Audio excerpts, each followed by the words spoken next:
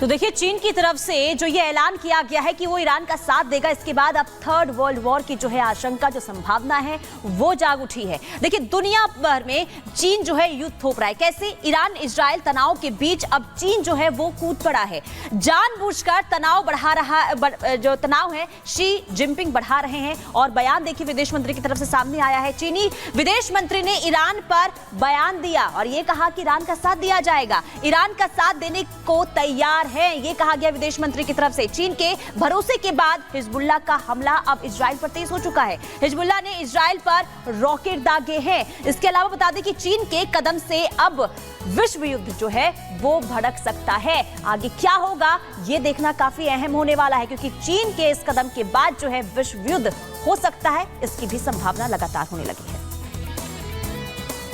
और चलिए आगे बढ़ते हुए अब बात कर लेते हैं आपदा के उस संदेश की जो मिल रहे हैं लगातार, उन संकेतों की जो तस्वीरों के जरिए सामने आ रहे हैं। दरअसल दुनिया भर की जो तस्वीरें हैं वो डरा रही हैं, क्योंकि बाढ़ और भारी बारिश की चपेट में कई इलाके हैं और उसकी वजह से लोगों को परेशानी हो रही है। उनका जनजीवन अस्त व्यस्त हो गया है। जल भराव की वजह से लोगों को परेशानी हो रही है, यातायात व्यवस्था ठप बताई जा रही है। अलग अलग जगहों की तस्वीरें आपको दिखाते हैं, क्या कुछ वहां पर हालात है। तो देखिए, दुनिया भर में बाढ़ और बारिश से हाहाकार। अब तस्वीरें आपको दिखाते हैं क्या हालात, क्या स्थिति। सबसे पहले चाइना के बीजिंग से तस्वीर सामने आई। देखिए, तूफान के बाद जमकर बारिश वहां पर और सड़कों पर 1 मीटर तक पानी जम गया है। किस तरीके से राहगीरों को यहां पर परेशानियों का सामना करना पड़ रहा है, तस्वीरों के जरिए आप हालात समझ सकते हैं। देखिए, जो बस है उन्हें आने जाने में काफी परेशानी हो रही है। जो 2 व्हीलर्स लेकर निकलते हैं वो पानी के बीचों बीच में फंस जाते हैं। ये हालात इस कदर वहां पर बने हुए। तो चीन के बीजिंग की तस्वीर सामने आई है, जहां तूफान और तूफान के बाद जमकर बारिश हुई। उसके बाद देखिए यहाँ पर क्या स्थिति बनी हुई है। अब आगे बढ़ते हैं, अब साउथ अफ्रीका की तस्वीर दिखाते हैं। माफी चाहूंगी, साउथ अमेरिका से तस्वीर सामने आई है। देखिए, वेनेजुएला की तस्वीर है, जहाँ कई जगहों पर बाढ़ जैसे हालात बने हुए हैं और यहाँ पर कैसे लोगों को रस्सी के सहारे जो है बाहर निकाला जा रहा है। कोशिश ये हो रही है क्योंकि घरों तक पानी घुस चुका है और यहाँ पर जो रेस्क्यू टीम है वो लगी हुई है और जो स्थानीय लोग हैं उन्हें रस्सी के सहारे अब रेस्क्यू करने का काम लगातार हो रहा है। लोग जो है कोशिश यही हो रही है कि उन्हें सुरक्षित स्थानों पर पहुंचाया जाए। और ये तस्वीरें बताने के लिए काफी है कि पूरी दुनिया में क्या तस्वीरें इस वक्त, क्या मंजर है। अब ये लीबिया की तस्वीर दिखा रहे हैं, जहां तेज आंधी के बाद कई शहरों में जो है भारी बारिश हुई और उसके बाद सड़कें हो वो पूरी तरीके से दरिया में तब्दील हो चुकी है। अस्पताल के अंदर पानी घुस चुका है। देखिए, यहाँ पे जो लोग अपना इलाज करवाने के लिए अस्पताल के अंदर आते हैं वो उन्हें जो है काफी मुसीबत हो रही है। तेज आंधी से हालात जो है लीबिया में भी बिगड़ चुके हैं और ये जो मुसीबत आई है वो अभी भी कम होने का नाम नहीं ले रही है। यमन की तस्वीर दिखा रहे हैं, जहां खेत में बिजली गिरी है और इसके बाद देखिए क्या वहां पर मंजर देखने को मिला है। और यही तस्वीर जो है लोगों को डरा रही है। खेत में बिजली गिरी क्योंकि लगातार जो है वहां पर बारिश के बाद जो है लगातार इस तरह की जो बिजली है वो देखने को मिल रही है। बिजली गिरी और उसके बाद वहां पर ये देखिए, ये तस्वीरें डराती है और ये बताती है कि अभी जो मुसीबत है वो ना सिर्फ भारत में बाढ़ और बारिश देखने को मिल रही है बल्कि पूरी दुनिया भर में लगातार ऐसे ही हालात जो है बने हुए हैं। चलिए अब आगे बढ़ते हैं, अब रुक कर लेते हैं दुनिया सुपरफास्ट की ओर।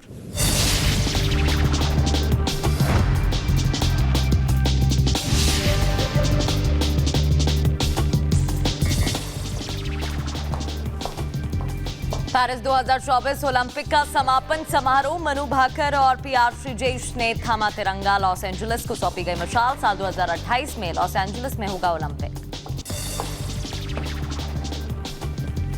पेरिस ओलंपिक समापन से पहले आईफिल टावर पर युवक चढ़ गया। पुलिस ने आनन फानन में आईफिल टावर के पूरे इलाके को खाली कराया। पुलिस ने युवक को हिरासत में लिया। बांग्लादेश की अंतरिम सरकार ने किया भारत चीन का जिक्र। विदेश सलाहकार तौहीद हुसैन का बयान, कहा भारत से अच्छे रिश्ते बनाएंगे, सभी के साथ सुचारू और सकारात्मक संबंध बनाना चाहते हैं। और इधर बांग्लादेश में तख्ता पलट और हिंसा के लिए शेख हसीना ने अमेरिका ब्रिटेन को बताया जिम्मेदार और कहा कि मुझे हटाने के लिए रची गई साजिश। बांग्लादेश के पंचागढ़ में उपद्रवियों ने हिंदुओं के 2 गांव में आग लगा दी। कई घरों को आग के हवाले कर दिया। आग की चपेट में आने से कई मवेशियों की मौत।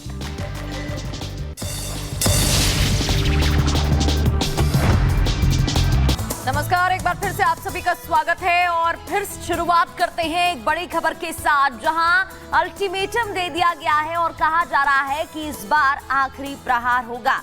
बता दें कि जम्मू कश्मीर में बैठे आतंकी और पाकिस्तान में बैठे उनके आकाओं को पहले से एक अल्टीमेटम दे दिया गया है और इस बार भी वो गलती दोहरा रहे हैं जो उरी और पुलवामा अटैक के दौरान उन्होंने दोहराई थी और उस दौरान सेना ने उन्हें कड़ा मैसेज भी अलग अंदाज में दिया था। बिल्कुल, देखिए आतंकिस्तान जो है एक बार फिर से अपना फन उठा रहा है और जम्मू कश्मीर के अलग अलग इलाकों में लगातार हमले हो रहे हैं और सेना को चुनौती भी दी जा रही है, लेकिन दूसरी तरफ सेना भी एक्टिव मोड में है और साथ ही साथ जो आतंकी जम्मू कश्मीर में छिपे बैठे हैं उन्हें मुंह तोड़ जवाब भी दिया जा रहा है। रिपोर्ट के जरिए आपको दिखा रहे किस तरीके से सेना पूरे इलाके में सर्च ऑपरेशन चलाए हुए है और आतंकियों को जवाब दिया जा रहा है।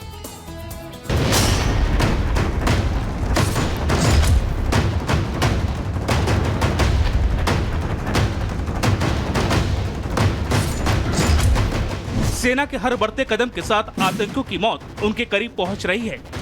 आतंकी अपनी मौत करीब देख गिद्धड़ की तरफ भाग रहे हैं, लेकिन आतंकी कितना भी भाग लें, छुपम छुपाई का खेल खेल लें, अब वो अपनी मौत को मात नहीं दे पाएंगे। यानी देश को दहलाने की साजिश रचने वालों का अंजाम अब तय है।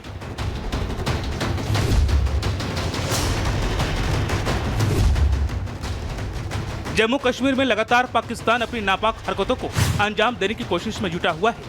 उनके पालतू आतंकी बार बार घुसपैठ की कोशिशें कर रहे हैं, लेकिन हर बार हमारे वीर सपूत देश के दुश्मनों को मुंह तोड़ जवाब देते हैं। यही वजह है कि जम्मू कश्मीर में आतंक के खिलाफ डबल ऑपरेशन चलाया जा रहा है। अनंतनाग और किश्तवाड़ ये दो जगह हैं जहां पर सेना का लगातार सर्च ऑपरेशन जारी है।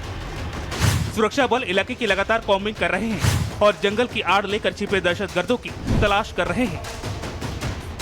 हालांकि जम्मू कश्मीर के घने जंगल में सर्च ऑपरेशन सुरक्षा बलों के लिए चुनौती बनी हुई है। ये आतंकी जंगल की आड़ लेकर छिप रहे हैं, लेकिन माना जा रहा है कि आतंकियों के लोकेशन का सुरक्षा बलों ने पता लगा लिया है और आतंकियों के खात्मे के साथ ऑपरेशन को खत्म करने की कोशिश है। सबसे जटिल चुनौतियां यहां पर जो है वो अगर बात करें तो भौगोलिक चुनौतियों से जूझते हुए यहां पर लगातार ये सर्च ऑपरेशन जारी है और घाटी में आतंकवाद के खिलाफ जिस जीरो टॉलरेंस की नीति की बात की जा रही है उस नीति की ओर लगातार यहां पर सेना के जवान जो है वो अग्रसर नजर आ रहे हैं। कुल मिलाकर कोशिश यही है कि जल्द से जल्द उन सभी आतंकियों तक पहुंचा जाए जिन्होंने कल हमारे देश के 2 जवानों को शहीद किया है, उन सभी को उनके अंजाम तक पहुंचाया जा सके। अनंतनाग जिले में आतंकियों के साथ सुरक्षा बलों की मुठभेड़ हुई। शनिवार दोपहर सुरक्षा बलों ने कोकरनाग में आतंकियों को घेर लिया।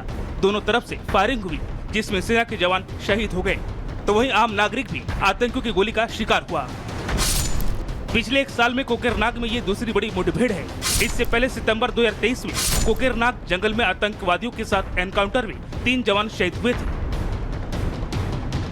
वहीं दूसरी तरफ किश्तवाड़ में भी सेना का सर्च ऑपरेशन जारी है। लोगों ने सुरक्षा बलों को आतंकियों के घूमने की जानकारी दी, जिसके बाद तलाशी अभियान चलाया गया। देखे गए 4 आतंकी जैश के बताए जा रहे हैं।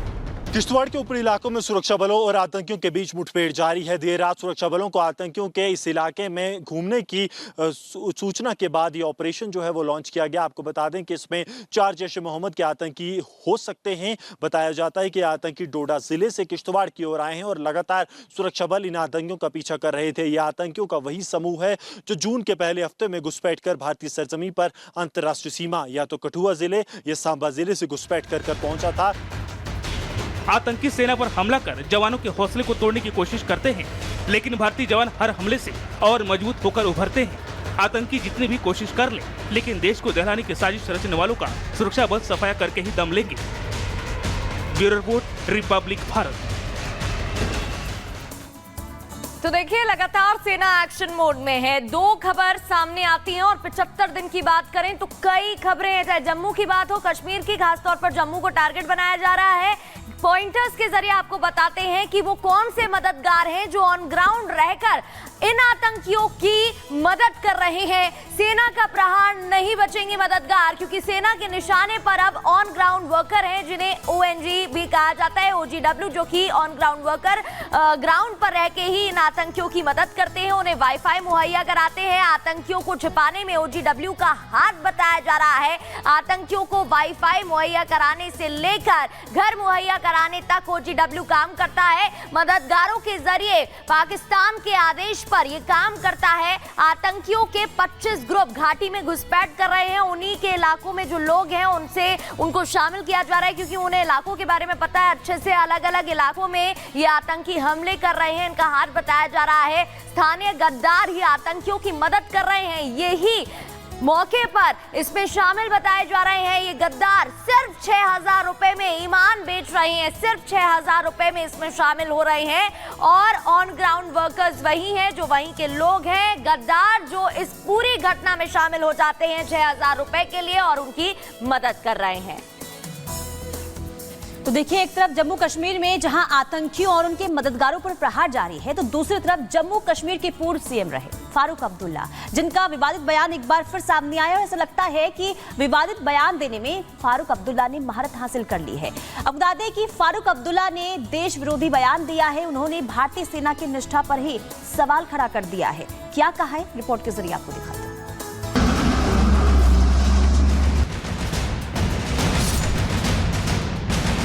मिले हुए हैं, हमारी बर्बादी के लिए मिले हुए। सुना आपने, ये हैं फारूक अब्दुल्ला, सियासत का ऐसा नाम जो बार बार पाकिस्तान की हिमायत करते हैं, पाकिस्तान से दोस्ती का राग अलापते हैं, आतंक को पालने पोसने वाले आतंकिस्तान से दोस्ती का हाथ बढ़ाने का संदेश देते हैं। लेकिन इस बार फारूक अब्दुल्ला ने ऐसा बयान दे दिया जो किसी भी तरह से बर्दाश्त नहीं किया जा सकता। इतनी फौज है हमारे बॉर्डर पर, मैं समझता किसी भी मुल्क में ऐसी इतनी फौज नहीं। फिर ये लोग कैसे आ रहे हैं? अनंतनाग एनकाउंटर के बाद फारूक ने यह शर्मनाक बयान दिया और इस बार सवाल सेना के शौर्य पर खड़े कर दिए। पाकिस्तान से फारूक का प्रेम किसी से छिपा नहीं है। आतंक